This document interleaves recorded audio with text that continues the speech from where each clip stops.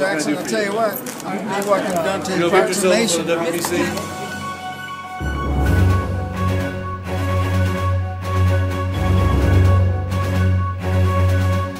Dante's Boxing Nation, what's going on, guys? So the president of Cruz Promotions, Boris Adencibia, basically gave a little bit of an update on what Guillermo Rigo is up to. He talked about Guillermo Rigo possibly returning in December. He talked about the various promoters that are still in talks with Guillermo Rigo to sign him. So 2015 should probably be a better year for Guillermo Rigo. Let's just say a better year. Now, and of course, because of all of the frustration when it comes to Guillermo Rigo trying to get these champions and all of the top-notch fighters to step up and fight Guillermo Rigo, Boris Adencibia, he went in hard on all of the fighters and all of the champions, I should say, at the 122-pound division. Now, and as always, I'll go ahead and read a little bit of what he had to say, and then I'll give you my thoughts. The problem is that everyone always criticizes Rigo, but then when they step in the ring with him, they don't fight in a way to beat him. So how can Rigo just be the only one attacking and be on offense when his opponent doesn't fight back? Boxing is like dancing. It takes two. It is hard for one fighter to make a great fight, so what we are doing is looking for a fighter willing to really fight Rigo. We are looking for a fighter who is coming to try to win in 2015. End quote. You know, Adencibia, he makes a very good point, especially when he said a lot of these fighters, they don't come in the ring to win when they fight against Guillermo Rigo because they are so intimidated. And then the ones that do come to fight, those are usually the ones that get knocked out. Ask undefeated Willie Casey, the undefeated Rico Ramos, Tion Kennedy, and Saad Kokiet Jim. They all got knocked out. Matter of fact, the only fighters who really didn't get knocked out were the fighters that outweighed Guillermo Rigo by at least 15 to 20 pounds, which was Roberto Marroquin and Nonito Donaire. But going back to my original point, a lot of these fighters, they get in the ring and they are so intimidated that they don't even come to win. They just end up trying to survive. And let me give you a perfect example to prove my case. You guys remember the Pacquiao versus Joshua Clottey fight, right? It was not one of Manny Pacquiao's best performances. It wasn't the most exciting fight in the world, right? But who did the media blame that on? Who did Jim Lampley blame it on? Who did the fans blame that fight on not being a very entertaining fight? They all blamed it on Joshua Clottey, right? They said you can't blame Manny Pacquiao because the guy doesn't want to fight. You hear Jim Lampley yelling out bang, bang, bang, and all kind of stuff, defending Manny Pacquiao because the other guy did not want to fight, right? What about Donaire versus Narvaez? You guys remember that fight, right? Same situation. Everyone defended Nonito Donaire. Narvaez didn't want to fight. Hey, you can't blame Donaire because the guy didn't want to fight.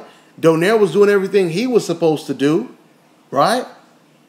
So how come when Guillermo Rigo is fighting against Joseph Agbeko, now all of a sudden all the blame is on Rigo?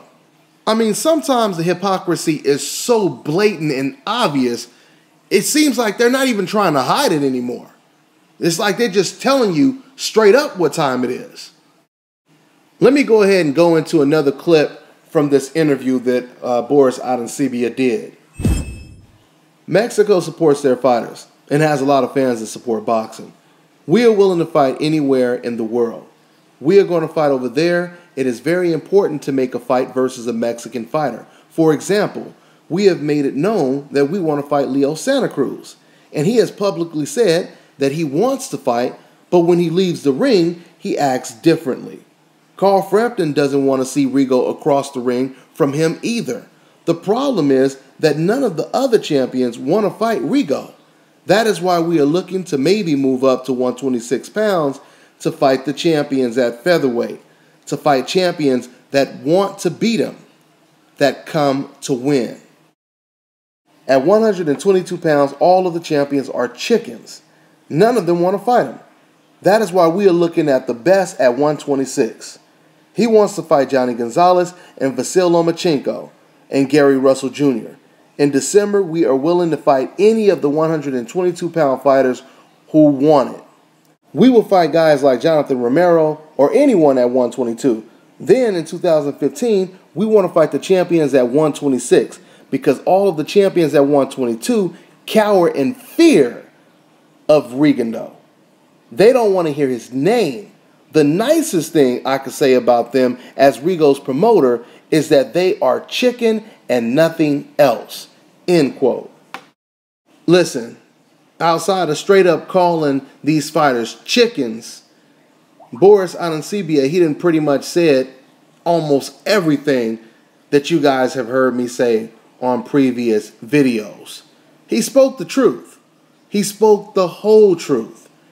You know, the problem with the sport of boxing is it is saturated with ignorance.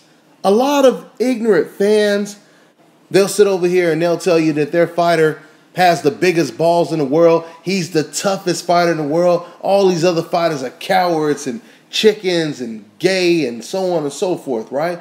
And then soon as one of their favorite fighters is challenged by a guy that is the best in their division, that's when they say, oh, you know what, all that tough talk I was talking about, just forget about it. We don't need to fight Guillermo Rigo. It's not worth the risk, right? All that tough talk goes straight out the window. Then you find out with a lot of these fans, it was really never about being the best. It was really about just trying to keep an undefeated record without fighting anyone in the process. I mean, not fighting any current champions, not fighting any guys bigger than you that are undefeated, just former sparring partners and journeymen, right? And as long as Leo Santa Cruz continues to fight opposition like that, his fans are happy just to say that he's still undefeated. You know, I truly believe Nicholas Walter's knockout over Nonito Donaire, it really shook up the boxing world. What I mean is, I truly believe a lot of fighters like Leo Santa Cruz, a lot of fighters like Carl Frampton, and other fighters, they seen the way Nonito got knocked out. A guy who had never even been knocked down before. And they see him viciously get knocked out like that. I truly believe they say to themselves, that's why I don't want to fight Rigo. Because I'm not trying to go out like that.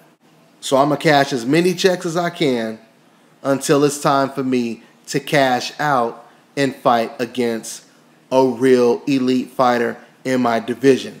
This is what they're basically saying.